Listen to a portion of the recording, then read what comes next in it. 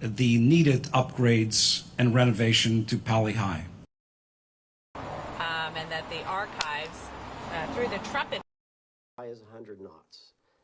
The hurricane force winds are expected to affect us for about 6 hours, late tomorrow into early Thursday. Winds should steadily drop off after that. So through the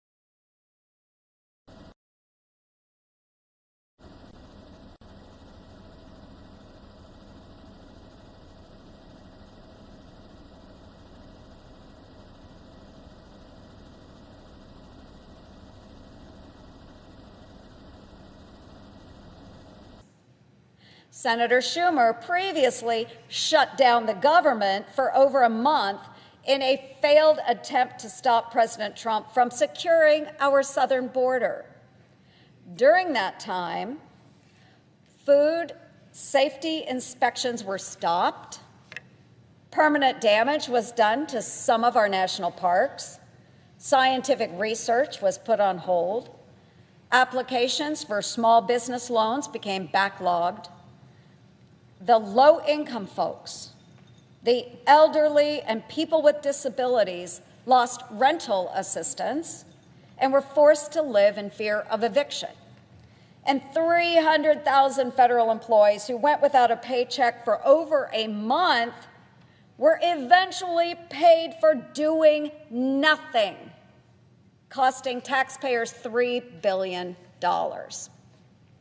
Folks, no one wins when Democrats shut down our government. It is obvious the Democratic leader is shutting down the government for one simple reason: to protect his own job. But that's not even working.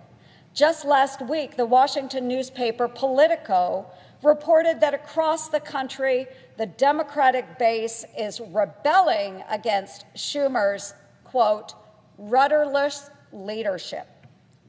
Well, folks, that's a sentiment we all share.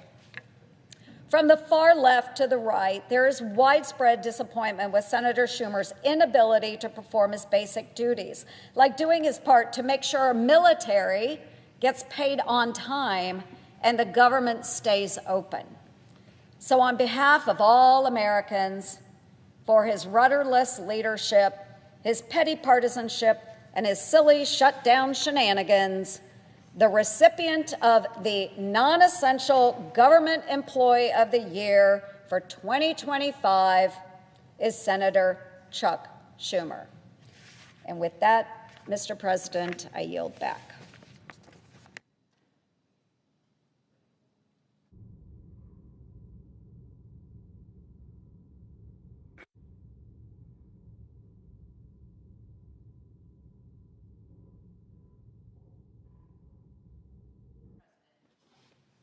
Senator from Nevada.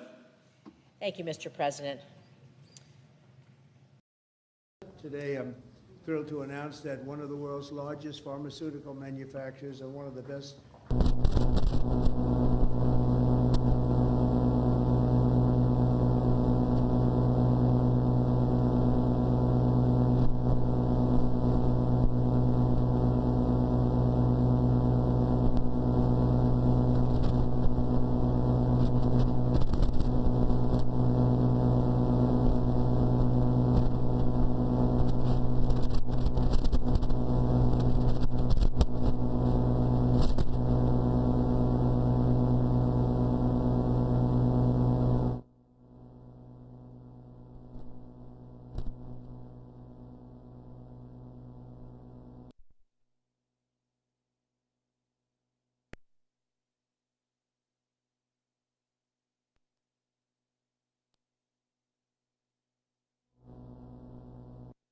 number of secretaries.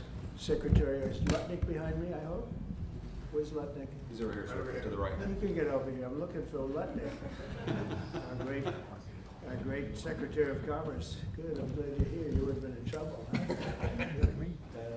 Howard Lutnick, great. Secretary Robert F. Kennedy Jr., CMS Administrator, Mehmet Oz, Medicare Administrator Chris Klomp, and the FDA Commissioner Marty McCary, and I just want to thank them all. They've been working hard on many, many things. I think this is one of the biggest medical announcements that this office has ever made, because we're talking about price reductions, as you'll see in a couple of minutes, that are incredible. For many years, Americans have paid the highest prices anywhere in the world for prescription drugs. They paid far more, 10 times, 13 times, 15 times more than other countries for the exact same product. A major reason is that the American consumers have been subsidizing research and development costs for the entire planet. They put all of that on us, and yet they were the beneficiaries too. So it's being changed as of today. The United States had just 4% of the world's population and consumers, only 13% of all prescription drugs, yet pharmaceutical companies make 75% of their profits from the United States. So think of that. We have 4% of the market. 13% of prescription drugs, and yet, Albert, I didn't know you were that violent. I'm surprised you're agreeing to this. I'm getting better. No, he's doing the right thing, thank you. And yet they make 75% of their profits from the American customers, so it's something. That's why I signed an executive order combating this practice, and we signed it very happily a little while ago. Today, Pfizer is committing, as will other drug companies as we go through the weeks. But Pfizer is truly one of the biggest in the world and one of the greatest in the world. Today, Pfizer is committing to offer all of their prescription medications to Medicaid, and it will be at the most favored nation's prices. It's going to have a huge impact on bringing Medicaid costs down like nothing else. I told you that in my first term, I was so proud of the fact that for the first time in 28 years, drug prices came down. And I had a news conference that I explained it was 1/10 of 1%, but it was down. And here we're talking about, in one case, over 1,000%. This is a critical step forward to our work and to improve health care, and hardworking, low-income Americans, especially low-income Americans, will be helped so greatly. In addition, Pfizer has agreed to provide some of their most popular current medications to all consumers at heavily discounted prices of anywhere between 50 and even 100%, and that's off the price. and in some cases, even more than that. These drugs will be available for direct purchase online at a website operated by the federal government. We're also announcing that moving forward, all new medications introduced by Pfizer to the American market will be sold at the reduced most favored nation cost. So we'll be paying essentially what other countries are paying, who have been much lower for many, many years. Furthermore, Pfizer will invest $70 billion to reshore domestic manufacturing facilities. In other words, they're going to bring a lot of their facilities to make their drugs and make what they make, their product. They're going to make it in the United States. I appreciate that $70 billion investment and fund research and development right here in America. We're working with other major pharmaceutical companies to secure similar agreements. Everyone understands that the status quo where Americans pay more for drugs, prescription drugs, and they pay more than foreign countries who take advantage of us in many other ways, although not so many anymore. I think we've pretty well got that stopped, right? I think so. We've stopped that, but they took advantage of a lot of other precedents, that I can tell you. But we're making this pay to be very unacceptable, what they've done in the past. That's why my administration is also taking historic action to investigate the unfair and discriminatory trade practices of other countries that extort our pharmaceutical makers to shift costs onto the American consumer. They say, no, give us a price, a very low price, and just charge the American consumer, charge it to the U.S. The United States is done subsidizing the health care of the rest of the world. It's a big thing. I can't tell you how big this is. And I was all set to go on a first term, but then you had the COVID, and we had to focus on that. But I said, I want to get back here, because you're talking about 14, 15, 1,600% reductions in some cases. But by taking this bold step, we're ending the era of global price gouging at the expense of American families, and we're making America healthy again, which is our little theme for the people behind me. And I want to just ask Secretary Kennedy to come up, and we'll start, and we'll go through it with Oz and Klopp and Bourla and McCarry, and we'll go through it, and if you have any questions. But this is a really big announcement. This is something that most people said was not doable. And other countries are going along because we told them that if you don't go along, they didn't have to go along, but if they didn't go along, we were going to put extra tariffs on those countries, and we were going to charge them the amount of money that they should be paying for the reduction in costs. So I think we had a pretty good negotiating position. So Bobby, I'd like you to speak about this, and what a great job, and thank you very much.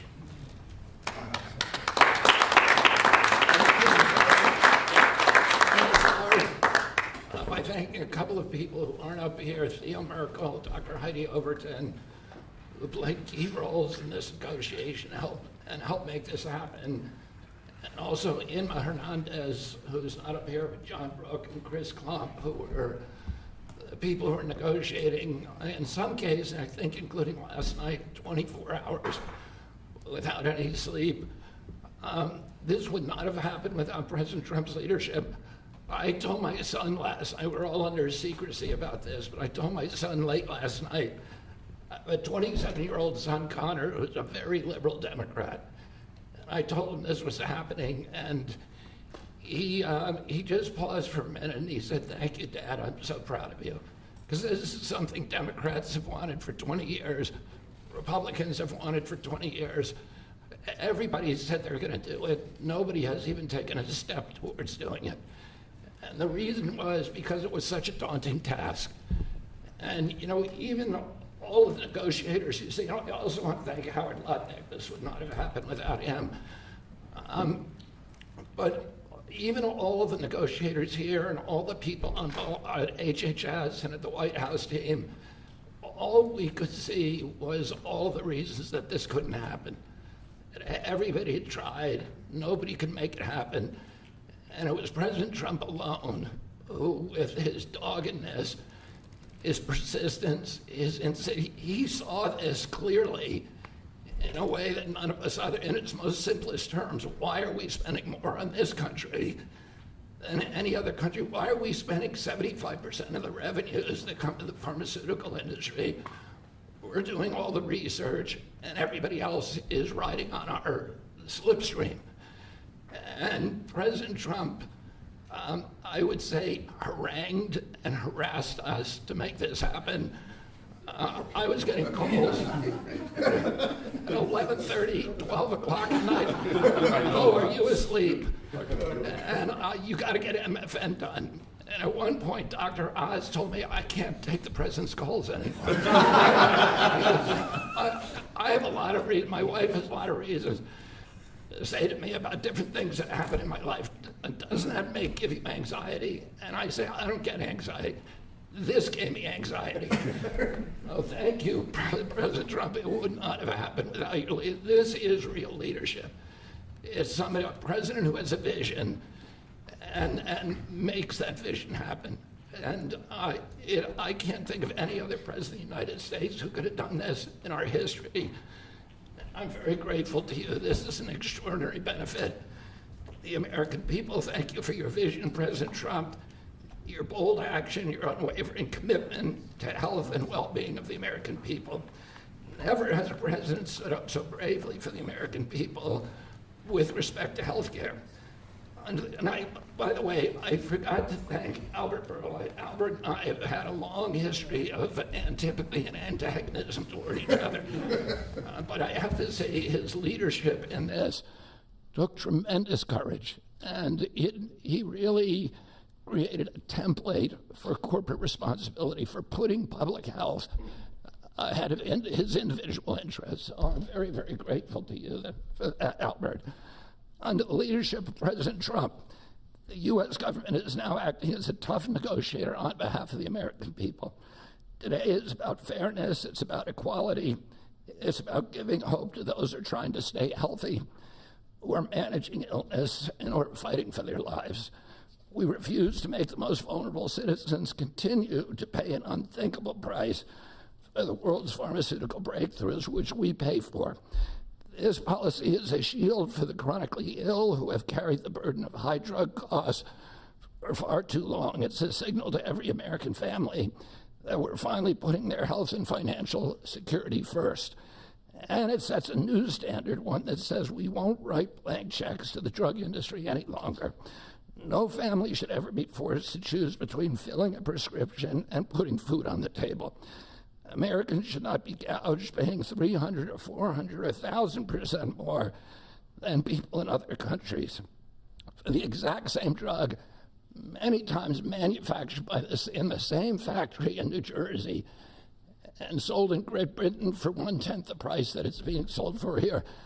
This week, and I was with some friends up in Martha's Vineyard, and an old friend, one of my oldest friends, his wife and daughter have a chronic disease. And that chronic disease last year cost $150,000 to treat. And the mother had to choose whether she was going to take that money and spend it on her or her daughter. And she spent it on her daughter. So she had to make that choice. It's a choice that no mother should have to make. We did a roundtable recently on drug prices. One patient spent more than $180,000 on one drug. One cashed in all of her savings and worked 3 jobs to make ends meet. One almost quit her job and moved to Germany to get the drug cheaper. Some looked at getting the drug on unsafe secondary markets because they could not afford it through the legitimate markets. Today, we begin to right that ship. For the mother trying to help her child get better, for a grandmother at the pharmacy counter, and for millions of Americans who want to restore their health. Today is about another promise made by President Trump and another promise kept by President Trump to the American people. And it's only just the beginning. This is all thanks to your unwavering leadership, Mr. President. Thank you. Thank you very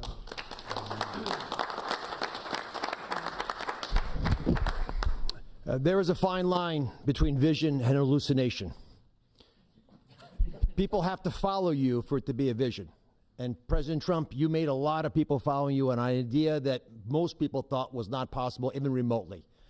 And when we have that shared vision, and I'll speak to some of the people who are involved in this process, because it was incredible effort that gives me great pride to serve in this administration.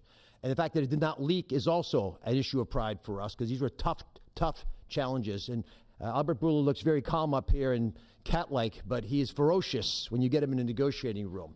This is true for all the pharmaceutical companies that we are negotiating with. And Secretary Kennedy, my son Oliver, who I told about this deal as we was walking over here, is a Republican. And you know what he said? Thank you for making us proud. Because it's not just a Democratic problem, it's a Republican problem. This has not happened before. And it took a crusader like President Trump, with the support of Secretary Kennedy, Secretary Lutnick, I see the vice presidents here as well, just unwavering, dogged pursuit of change. And now I have to admit that I know the president has me on speed dial, and most of the time when he would call me, as Secretary Kennedy alluded to, it was about MFN, and he always had reasons why we needed to go faster and why people were being hurt today because we're allowing the kinds of pricing that had been tolerated for so many decades in America. The time of the day didn't matter, the day of the week didn't matter, and that's how the president was functioning. This was such an important part of what he saw as his legacy, which is why it brings such pride to all of us up here and many others to deliver it. And the laser focus that the president had on this, which he shared with me the day that I was nominated, that he nominated me for this position, and has reminded me frequently since, made it a top priority for us as well at CMS. Now, to do this, you have to have tactics, not just vision, but tactics. And the first tactic the president shared was to introduce me to Albert Bourla. He took us to dinner with Secretary Kennedy, and he argued, and he's a great deal maker, as you know, that if you're going to make a deal of this scope, of this nature, you need trust.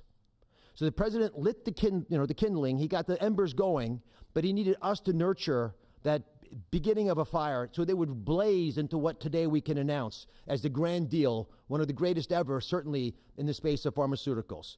I gained to respect Albert, and I'll tell you why in particular. It was because he recognized the dangerous problems facing so many Americans, that they had to choose between taking medications prescribed by their doctor that could be life-saving or shopping at the grocery store, paying for their kids a fundamentally important need that would be squeezed out because they couldn't compromise on drugs, or often worse, they compromise on the drugs. 1/3 of all prescriptions are not filled in the pharmacy because of this. We talked through the winter. We talked through the spring. We talked through the summer. And we got nowhere. We stalled. The industry is powerful. They're important. They have smart people. There's no reason for them to give the numbers that the president is articulating today. And you see these numbers on the charts around us. These are massive wins for the American people. But the president in July demanded, after the executive order, that manufacturers make a firm commitment and to lower prices or else. And it sent shockwaves through the industry. It got the ball rolling again. Our talks with Albert heated up. But it wasn't until last week, if you want an inside story, it wasn't until last week that we made a major breakthrough. And our hardworking team embarked on a remarkable story that I think books will be written about, 24/7, nonstop, with industry, with Albert, with his great team at Pfizer. And with this partnership, we began to deal with the fundamental challenges we have, which is protecting medical advances for the future while at the same time securing the prices Americans want today. We're going to continue to stimulate and strengthen innovation. That's what a great country does, and we are a great country with a great leader. We're going to protect the U.S. hegemony in R&D. We dominate the planet in discovering cures for illnesses. All those orphan ailments, all those remarkable advances, they come from research labs here with companies like Pfizer and other great ones in the pharmaceutical space. We're going to lead in the life sciences. We're going to lead in ideas. And we're going to make sure that we do all that while we're being fair to the American people, especially our most vulnerable. We're going to finally deliver on the fair drug prices that President Trump has been speaking about for 2 terms. We're going to celebrate this historic day, I predict, this historic day in the medical field for generations to come. The heroic negotiators that I do feel compelled to mention, and Secretary Kennedy kindly also mentioned their names. Some of them can't be in here because they're busy negotiating future deals. Inma Hernandez-Delso, John Brooks, who's a deputy administrator of mine, Theo Merkel, who is in the back and tall and hard to miss with DPC, and Corey Enslin with the same group, did a spectacular job, and Don Dempsey at OMB. Just wonderful human beings, worked tirelessly to get this done. We were able to secure this first MFN deal, and the president touched on this, but we have much more to come. You'll be hearing breaking news from the president for the rest of the fall. And Mr. President, these brilliant minds are here because of you. Now, I don't want to just pay homage to this. I want to actually speak this a little bit. The passion to protect the American people brings top-tier Americans into the government. We've created a powerful administration with the president's leadership, an administration of winners. People get things done. They see the generational opportunity to fix the biggest problems our nation faces.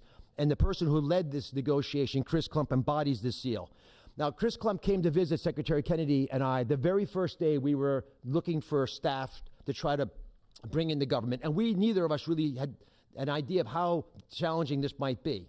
And he came to the interview, and we knew that he had built a business that was worth several $100 million. And the secretary, very poker-faced as he tends to be, looked at him and said, "Are you willing to give it all up and move your family to Washington?" A young family, 4 young children, beautiful wife. "Are you willing to come across the country and serve our nation, serve this president, to ensure vital programs like Medicare, which he runs, will keep our seniors healthy for years to come?" He gave it all up, like so many have in this administration, passionate to follow the president's lead and serve under Secretary Kennedy. And for those of you at home who are watching, and I hope there are quite a few, I think this shows just how cool a place it is to work, is in this government. And I take great pride in handing the ball to Chris. Chris, tell the American people what they have won thanks to your passionate ability to deliver on President Trump's promise.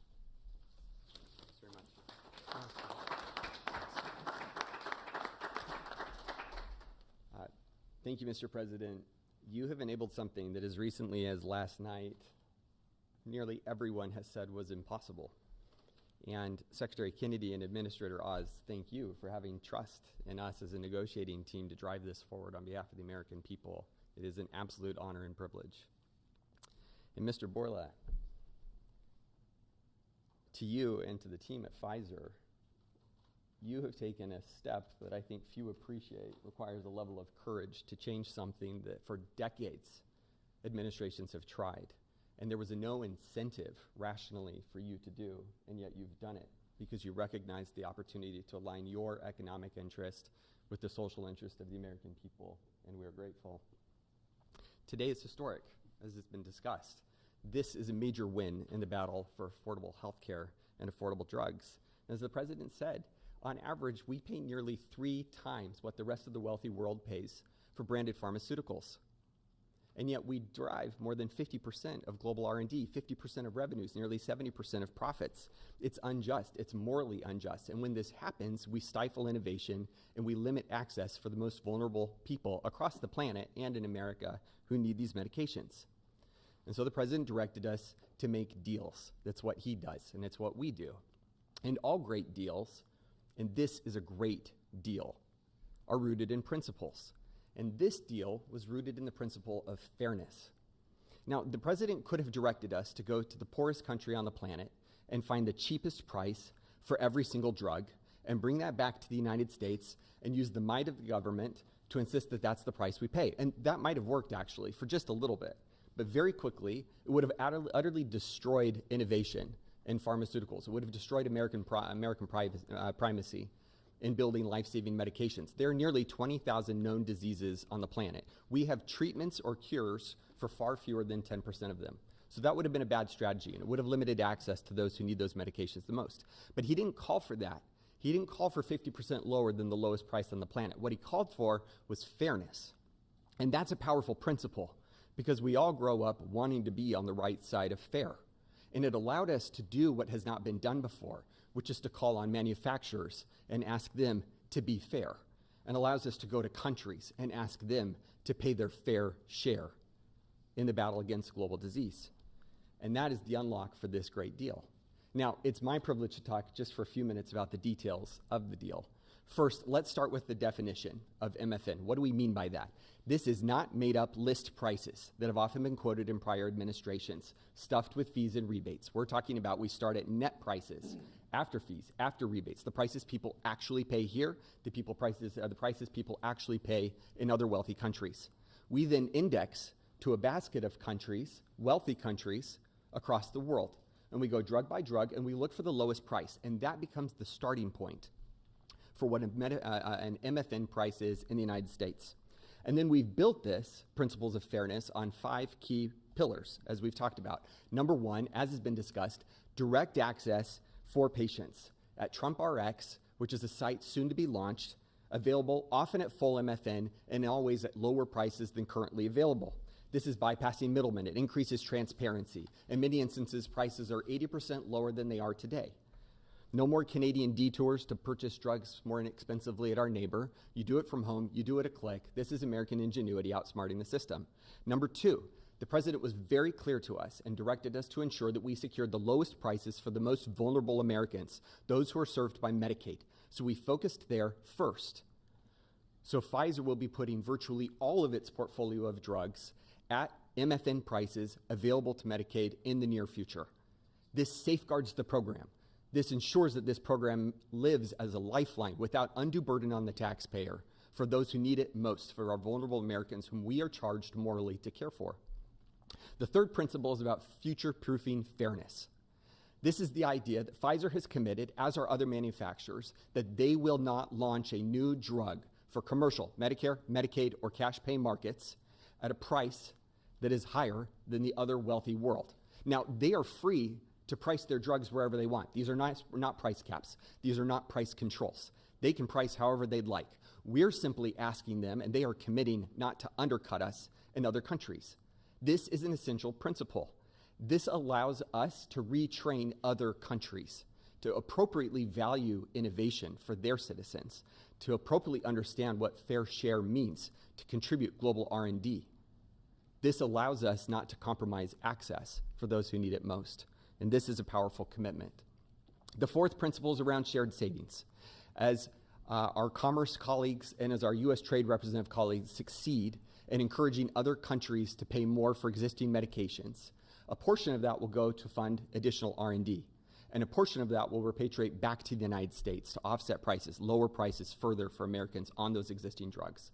And the fifth principle, as discussed, with hats off to Secretary Lutnick and Ambassador Jameson Greer from U.S. Trade, is about Pfizer committing to onshore 100% of the value of all imports that it currently imports to the United States, thus ensuring that we seal our great American resurgence. If you're watching this right now and you have been looking for evidence that this is a president who knows and cares about you, who is fighting for you, who is fighting for every American, this is Exhibit A. This is not an empty promise. It's not platitudes. It's not lacking a plan. These are hard contracts with teeth, lowering prices now that we will all feel. These are the most significant, historical, substantive, mathematically quantified price reductions in the history of our country in modern-day pharmaceuticals. I cannot thank you enough for your leadership in enabling this to happen. It is an absolute pleasure. The president has showed us that the impossible can be achieved, and that is what's happened today. God bless America. With that in mind, it is my absolute pleasure to introduce Albert Bourla, CEO of Pfizer.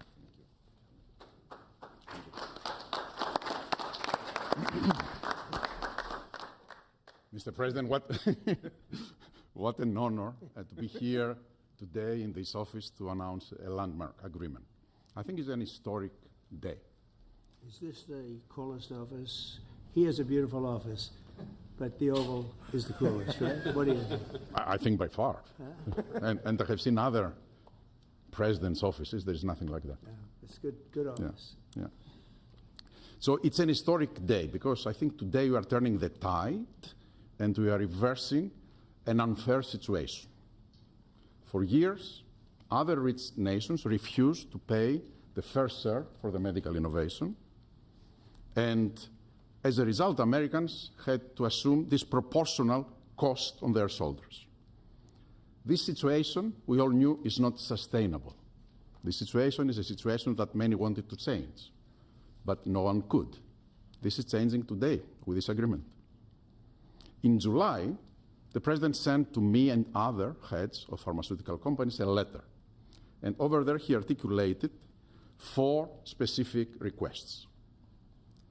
These requests, it was obvious to us, were designed to lower drug cost in the America in different ways, each one of them. And altogether, holistically, to have synergistic effect in the impact that will have in the US healthcare cost and patients. With this deal that we signed today, we satisfied all 4 of President's requests, all 4. The big winner of this deal clearly will be the American patient. There is no doubt about it. They are the ones that will see significant impact in their ability to buy medicines. But I would argue that it is not the only winner. I think who else is a winner here? It is American innovation and American economy. In our industry, we had two major overhangs that have substantially reduced our valuations and create concerns for us in our ability to invest. We are addressing both of them right now, and I will speak about them. The first one was the uncertainty of tariffs. Because President is absolutely right. Tariffs is the most powerful tool to motivate behaviors, Mr. President, and clearly motivated ours, right? So, by this agreement that we did, we commit to onshore the production of our medicines that are consumed in the US and are made outside the US. And for that, we are ready to unleash our investment portfolio in this country.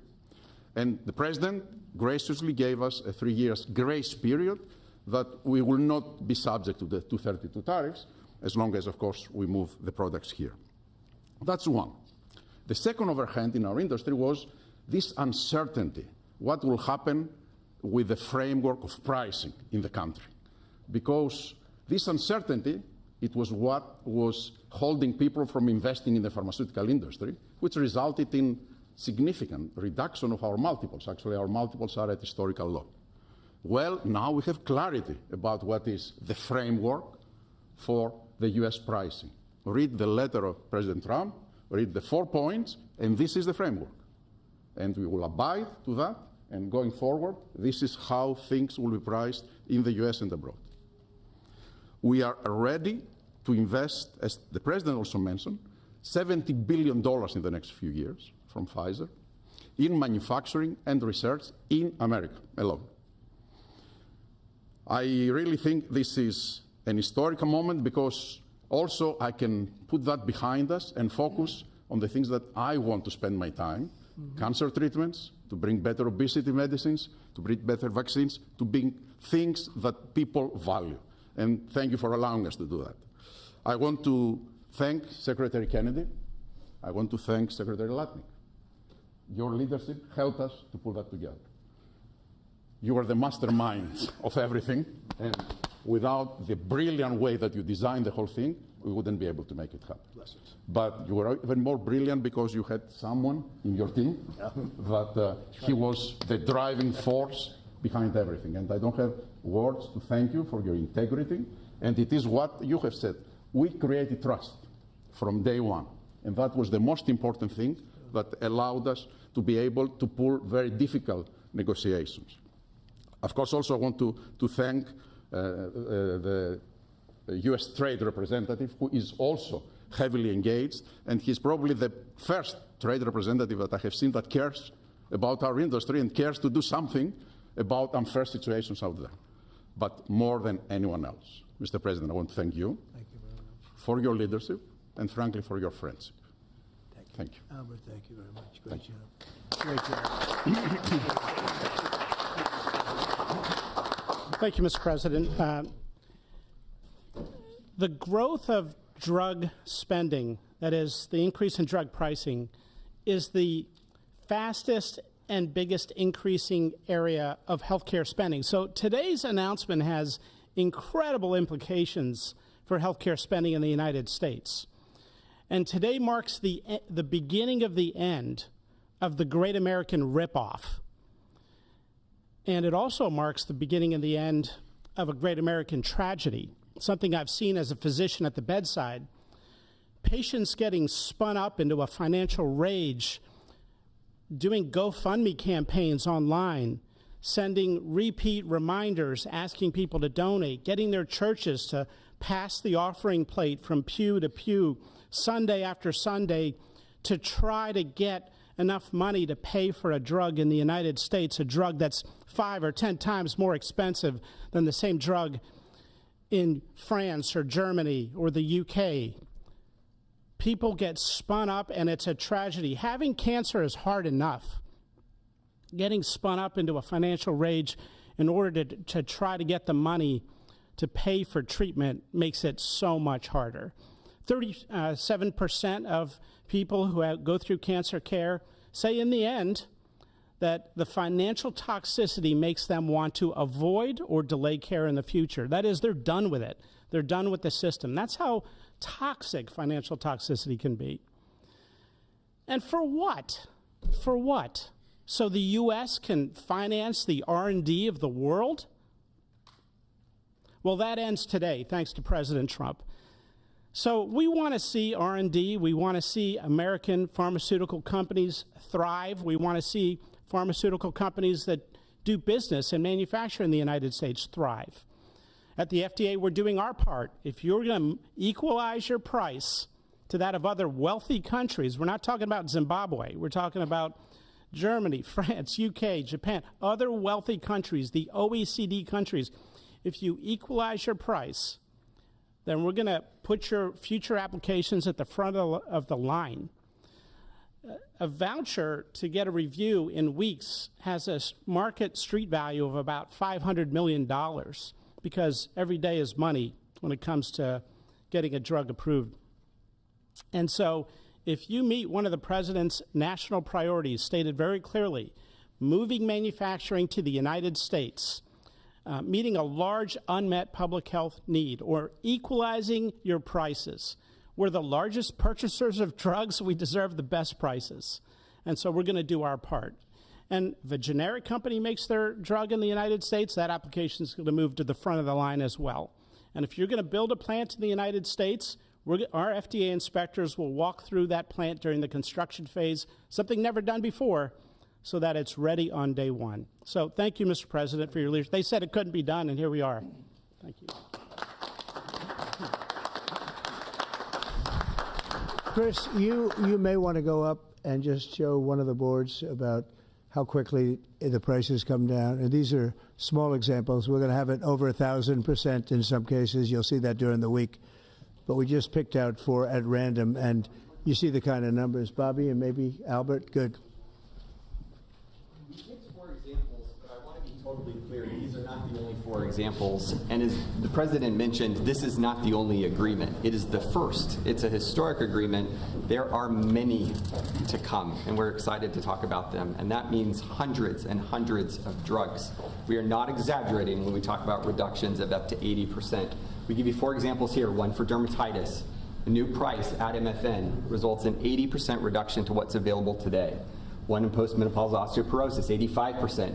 Migraines that affect so many Americans, 50% reductions. Rheumatoid arthritis, something my own mother struggled with, 40% reductions.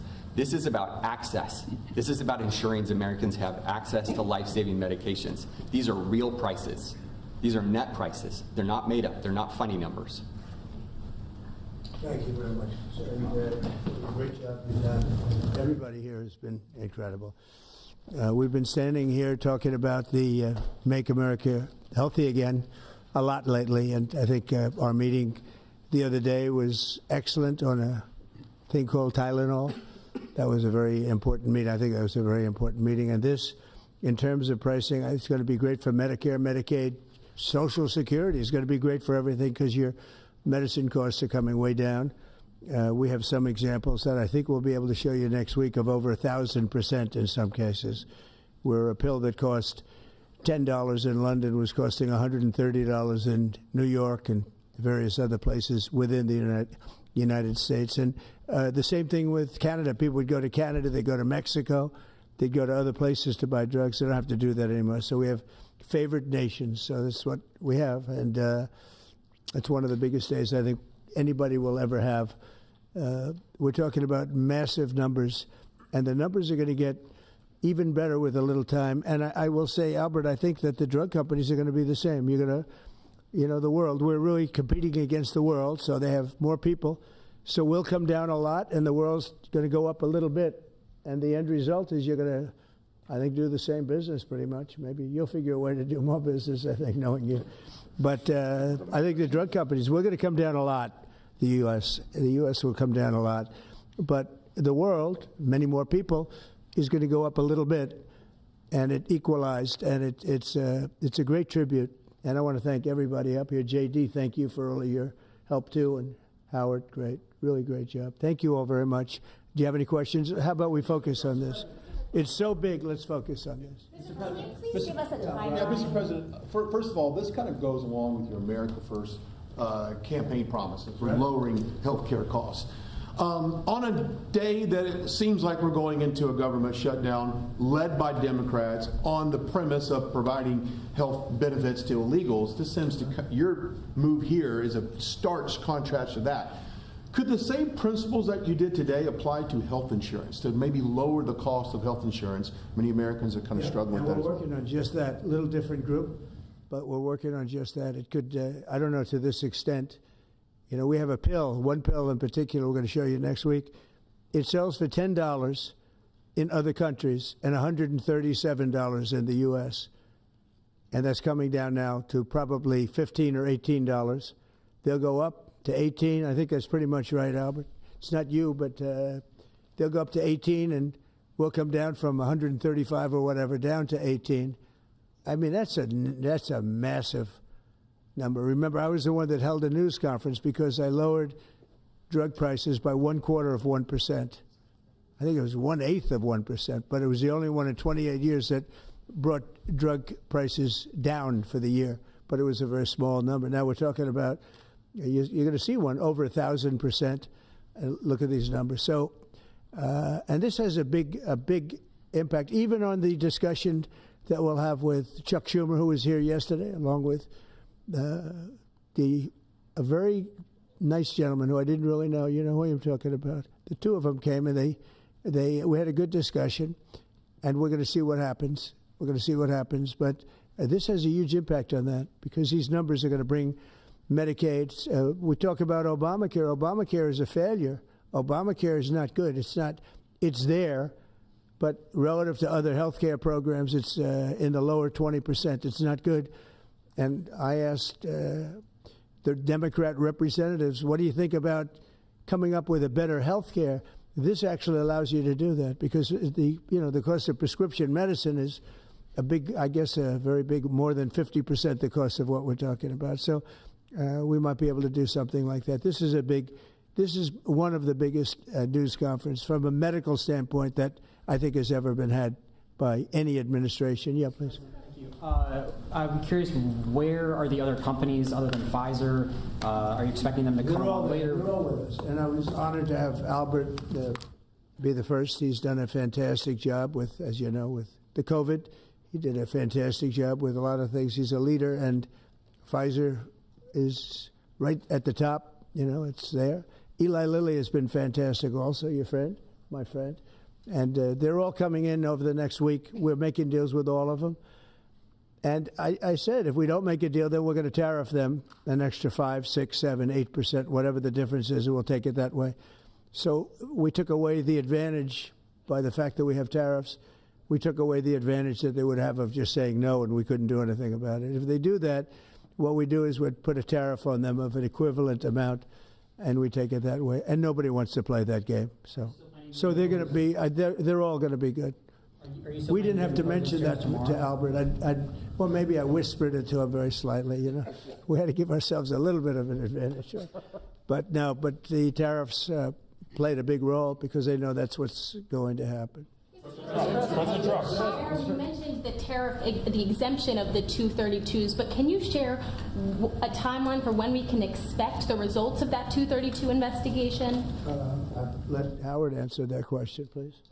Sure. So while we're negotiating with these companies, we're going to let them play out and finish these negotiations because they are the most important thing to the American people. So we are standing by, helping, and working with them. But the driver of the 232 outcomes is our HHS team because, I mean, look what they've accomplished today. So we are on their side helping them, but that is the model that's going to drive. And you have to understand, Albert's spending $70 billion that he wouldn't be spending because of the tariffs, let's say, and other reasons. I think he liked the winner of November 5th, in all fairness, but because of the tariffs. And that wouldn't happen. He's not going to pay any tariffs because when he moves here, there are no tariffs. So he won't be paying tariffs. That's the beauty of it. If you move here, there are no tariffs. And we have over $17 trillion, Albert. You believe these numbers? So Biden had less than $1 trillion for 4 years. We have over $17 trillion for essentially 8 months. Pretty amazing. When will prices come down, Mr. President? When can Immediately. America? They're going to start coming down. Drug prices? Well, they'll be starting immediately. Yeah. Mr. President, can you speak to what impact you think this reduction in drug prices will have on midterms coming up? I think it's going to have a huge. I said, if we can pull this off before midterms, I've wanted to do it from the beginning, from my first day in first term. And we were doing so well. We had the greatest economy we've ever had. Everything was good. And then we're ready to do this, which is complex and big. It's a big change. But what happened is COVID came, and we focused on COVID. We focused on COVID very hard with Albert, with the other companies, with everybody. Regeneron was a great thing. You know, we did a lot of therapeutics that were fantastic. And so we focused on that. And I said, if I pull this off again, the first thing I'm going to do, and, you know, we've been working on this for 8 months. It's a very big deal. This is a big shock to the system. But it's not as much as I said. They're going to go up. The world is going to go up a little bit. We're going to come down a lot. But now it's fair. We're going to be paying the same thing. Yeah. President Trump, in your first term, when you cut the price of insulin, Biden later came in and tried to steal credit for that. Do you worry that the Democrats are going to try to steal credit for these historic cuts? I really appreciate your question, because I did. I cut the price of insulin down to $35. And the problem is with many of these things, and in this case it's going to be pretty quick, but oftentimes you'll do something medically because of the process, and it won't be seen for 2 or 3 years. That happened also with, I could say 4 different things, but just if you talk about insulin, so it was 200, 300, 500, and you couldn't get it, and I got it down to 35. And I said, I hope I win the next election, because otherwise whoever wins is going to take credit for it. Well, what happened is we did win the election. We did great. But unfortunately, it didn't work out that way from a practical standpoint. And Biden, when I saw him get up and take credit for the $35 and even less insulin, that was 1,000% lower than what it was just previous. Boy, I tell you, I didn't like it. I didn't like it. So I did the best I could to let him know we did it, because we want to be given credit. But we are the ones that got insulin down to that number. And you're right, they tried to take credit for it. They had nothing to do. In fact, they didn't even know what happened. All of a sudden, the insulin price kicked in at $35. And they asked Biden about it. He had no idea what the hell they were talking about. But after they explained, and they didn't really explain to him because he was not capable really of understanding it. But when they went out and talked about it, they acted like it was a great feat by Biden. It had nothing to do with him. And it continues, and we'll get it down even further. But insulin was, people weren't taking it, I would imagine. They couldn't take it. God bless you, Bobby. I hope I didn't catch COVID just there. Don't you have Paxlovid? What is it? He's got Paxlovid. Give me a Paxlovid immediately. While Nancy Pelosi is ignoring what you're doing for the American people, she's going after your administration for cutting taxpayer-funded health care for illegal aliens. Last night, Nancy Pelosi, she went on NBC last night, dropped a bunch of F-bombs, told Republicans to go F themselves. Has she lost her mind? We have done an unbelievable job medically. Just this, if you did nothing else, we've done a lot like the insulin. But just this, nobody can ever catch this. This is the biggest price reduction times, maybe 10 times, 15 times than has ever been given before. And this is going to have a huge impact. You know, as I said, Obamacare is not a good thing. It's been bad. And I'd like to make it better. I told them, I spoke to a lot of people, a lot of Democrats recently. I said, why don't we change it? We can make Obamacare much better. We could come up with a new system that would be much better, less expensive for the people and better.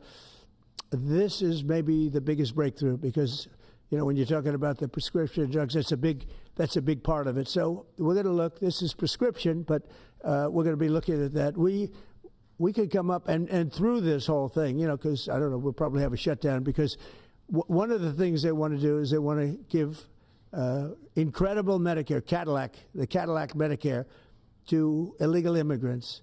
And what that does is it keeps them coming into our country, and like they do in California. And no country can afford that. No country. and we have the border stopped up. We have it closed. We have nobody for 4 months. Zero people came in. That wasn't me. That's by the authorities who happen to be liberally oriented. But just think of that. We have people offering health care to people all over the world that they can't afford to pay, and that's the Democrats. And what that does is it brings people into the country because they want to come in for the health care. But no country can afford it, and they can't afford it. So we cannot allow them to charge tremendous amounts of money for health care for people that aren't even citizens. And in many cases, they come in from prisons, jails, and mental institutions, and we can't let that happen. So we have a big fight over that. We have a fight over open borders. They still want open borders. We're having a fight over men and women's sports, if you believe it. You would have thought they would have learned that it's not a good issue. And we have a fight in transgender, as you know, transgender for everybody. And that, when you talk medically, that's a lot of money, too. That's a lot. Those operations are bad. So those things are also being discussed right now. I mean, can you imagine we're actually talking about open borders, and we now have a great border, and we have a great country. Our country was dead 1 year ago. Now we have the hottest country anywhere in the world. Big difference. Yeah. What does it say about the state of the Democrat Party when they have a 33% favorability rating on average in recent months, and they're willing to shut down the government over health care? They are shutting it down. We're not shutting it down. We don't want it to shut down because we have the greatest period of time ever. I told you, we have $17 trillion being invested, so the last person that wants it shut down is us. Now, with that being said, we can do things during the shutdown that are irreversible, that are bad for them and irreversible by them, like cutting vast numbers of people out, cutting things that they like, cutting programs that they like. And you all know Russell Vought. He's become very popular recently because he can trim the budget to a level that you couldn't do any other way. So they're taking a risk by having a shutdown because of the shutdown, we can do things medically and other ways, including benefits. We can cut large numbers of people out. We don't want to do that, but we don't want fraud, waste, and abuse. And, we're cutting that. But they want to have illegal aliens come into our country and get massive health care at the cost to everybody else, and we don't have it. And that's I would say, the number one reason that they want to strike is to get illegal immigrants health care. And, Gavin Newsom wants that, too, in California, and it's destroying California. We can't have that. We're not going to let it happen. Do you have a plan for dealing with drug companies that are responding to MFN only by raising prices overseas as opposed to lowering prices in the U.S.? No, they're responding. I understand that question very well, but they're responding by lowering prices. They're helped by lowering prices. There's a price at which they can't sell, and they're helped by lowering prices. In the case of Albert and in the case of Eli Lilly, the fact is our prices are coming down massively. You see, that's just a few of the basics, but they're coming down much more than that with many drugs, and over 1,000%. Think of that, over 1,000% reduction. And we'll show you that next week because we have some of them on the board next week where you have over 1,000% price reduction. No, what's going to happen is you're going to have the market will kick in. This way, the market kicks in. The other way, it was just basically, it was just a form of control. You were stifling the market. Yeah. At this point, is a shutdown inevitable? And how would you describe the negotiations with Democrats yesterday? Are more meetings scheduled? So nothing is inevitable, but I would say it's probably likely because they want to give health care to illegal immigrants, which will destroy health care for everybody else in our country. And I didn't see them bend even a little bit when I said we can't do that. Okay? Can I ask a question of Dr. Oz and Minister Oz? If there is no deal reached on the Obamacare subsidies with the Democrats, is there anything that CMS can do to lower those, or to mitigate the increases of those Obamacare subsidies? Not really, but we have time. We have time till the end of the year to make the changes I know the president is evaluating. But we should have a clean, continuing resolution, get past this budget process as it has happened so many times, and allow the president and leadership some freedom to be able to put some good ideas in front of the legislative bodies.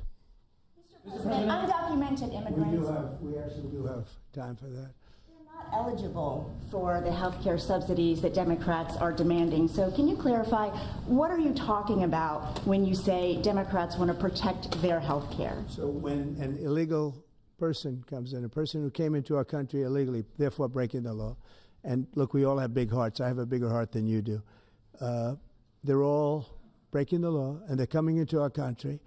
And we just, as a country, cannot afford to take care of millions of people who have broken the law coming in. We want